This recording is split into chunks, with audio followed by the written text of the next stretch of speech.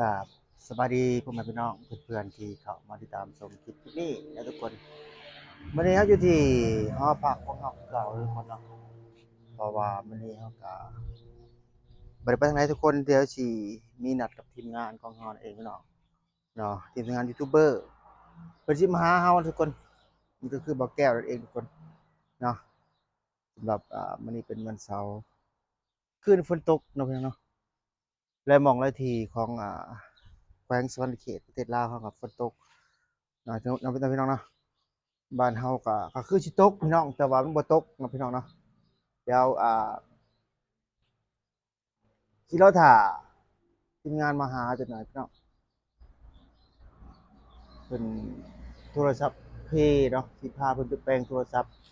ทีมงานยูทูบเบอร์ของเฮานั่นแหละพี่น้องนั่นก็คือบ่าวแก้วนั่นเองทุกคนเนาะวันนี้เฮาสิมาเฮ็ดคลิปขอบคุณ FC ของน้องธิดาลาวแล้วก็ FC ของเฮาที่เข้ามาติดตามคลิปของเฮา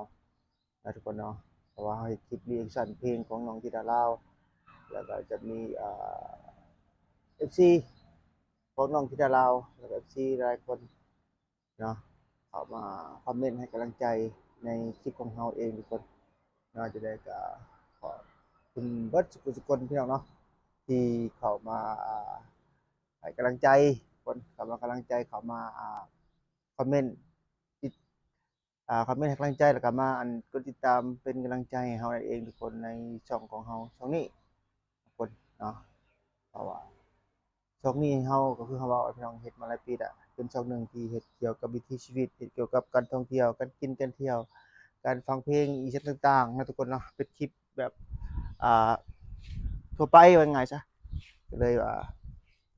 มื้อนี้เฮาก็เป็นคนหนึ่งว่ายังไงพี่น้องคนหนึ่งที่เป็น FC ของน้องธิดาลาวเนาะพี่น้องเนาะหวังว่ามื้อหนึ่งเขาสิมีโอกาสได้ถ่ายคลิปกับน้องธิดาลาวแล้วก็อาจารย์ครูศิวิไลและพร้อมด้วยทีมงานของเพิ่นนั่นแหละทุกคน ในช่องยูทูบของเรานั่นเองพี่น้องเนาะจะได้ก็ขอบคุณพี่น้องหลายเนาะ FC ฝั่งไทยฝั่งลาวที่เข้ามาติดตามคลิปของเราขอมาให้กำลังใจพี่น้องเนาะวันนี้เราถ่ายทีมงานอยู่ทุกคนเราถ่ายบอกแก้วเพิ่นออกมาหาพี่น้องเดี๋ยวมื้อนี้เฮาสิเดินทางเลยพี่น้องเนาะไปถ่ายคลิปกับช่องโซฟาสิมาลงช่องยูทูบอีกช่องหนึงของเรามี2ช่องหลักๆทุกคน ช่องกับช่องนี้แล้วก็อีกช่องหนึ่งก็คือช่องสายลมถิ่นเซโนนั่นเองทุกคนอ่าส่วนสายลมถิ่นเซโนเดี๋ยวสิลงคลิปของน้องสายฟ้าให้ทุกคนเนาะส่วนช่องนี้เขาสิลงคลิปของน้องเกี่ยวกับน้องที่ดาราวไปก่อนทุกคนเนาะวันหนึ่งมีโอกาสได้งานซะคือเขาว่าวันพี่น้องเขาสิไปหาขอถ่ายคลิปกับเพิ่นยูทูบเบอร์ถามว่าเจอเพิ่นเจอจริงๆเขาก็ติดตามเพจ ของอาจารย์ภูศิวิไลอยู่เลยทุกคนนะก็เคยเห็นดูเคยไปคอนเสิร์ตเพิ่นอยู่แต่เฮาบ่กล้าเข้าไปถ่ายเพิ่นก็คอมเมนต์ในเพจเพิ่นว่าให้เข้าไปถ่ายโลดเนาะยูทูบเบอร์นี่ต่างก็ทักเราทักทายสบายดีเพิ่นโลดเพิ่นว่าเนาะแต่ว่ามีโอกาสก่อนจะเห็นอีกขณะนะฮะจังสิขอถ่ายรูปขอถ่ายคลิปนำเพิ่นสำหรับอาจารย์ภูศิวิไลหรือว่าน้องธิดาลาวตอนนี้เพิ่นก็มาลาวเด้อทุกคนมาเฮ็ดอ่า ส่งน้ำพ่อแม่ขอขมาพ่อแม่ปู่ย่าตายายเพิ่นนั่นแหละพี่น้องครับถ้าเป็นเฒ่าเพิ่นอาจารย์ภูศิไลพาน้องธิดารามาบ้านมาบ้านพ่อยายนางแต่ว่าเฮาก็บ่กล้าไปหาดอกทุกคนก็เป็นเพียง FC ว่าง่ายๆเป็นเพียง FC ตัวน้อยๆที่แก่ๆตัวน้อยๆแต่ว่าแก่แล้วเด้อทุกคนเนาะ